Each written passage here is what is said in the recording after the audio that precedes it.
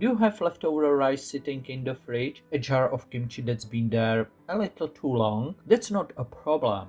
That's your dinner. And it starts with things that most people throw away. Here's the thing about kimchi fried rice. It's not really a recipe, it's more like a rhythm. A hot pan, kimchi, rice, and about 10 minutes of your time. First, prepare rice. You need leftover rice, a day old is perfect. It's drier, it fries better. Fresh rice is too wet, it will steam instead of fry.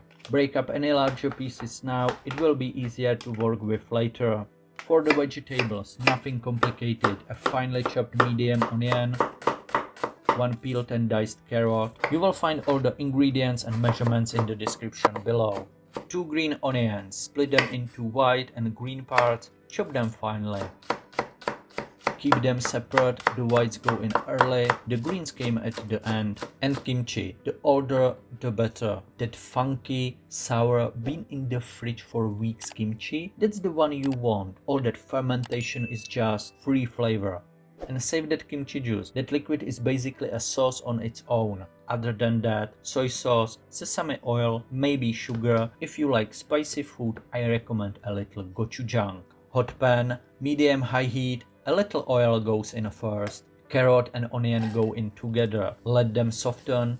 You are not looking for color, just softness. You want them to disappear into the rice later, not crunch. Now the kimchi and the white parts of the green onion. Don't stir it right away. You want it to get a little caramelized, a little charred on the edges. That's where the flavor hides. Another 2-3 minutes. Everything in this pan is building layers. Here is something most recipes won't tell you. Don't just dump the kimchi in. I bought mine in the store, it's sliced. But here's the thing. You need smaller pieces because rough chunks are nothing fancy. Rice goes in, break it apart with your spatula. You want every grain to hit that pan. Press it down, let it sit, then toss. Press, sit, toss. That's the rhythm. Now soy sauce, just a splash. Add that kimchi juice you saved. Pour it all in, toss everything together. Taste it. If it's not salty enough, add more soy sauce. If it's dry, add more kimchi juice. If it's too sour, little bit of sugar.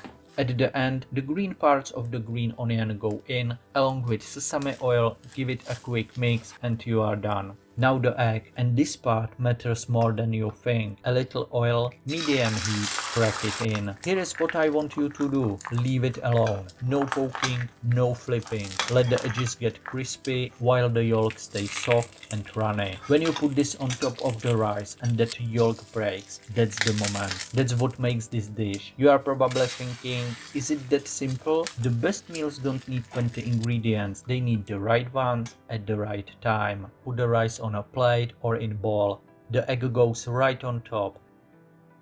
Green onions, maybe some sesame seed if you are feeling fancy. Smoky, spicy, a little sweet from the caramelized kimchi. And then, look at that. That runny egg ties it all together. This is a 10-minute meal from leftover rice and a jar of kimchi. If you are new here, I make easy weeknight meals like this every week. Simple stuff, real food, no special skills are needed. Hit subscribe if that sounds like your kind of cooking. I will see you in the next one.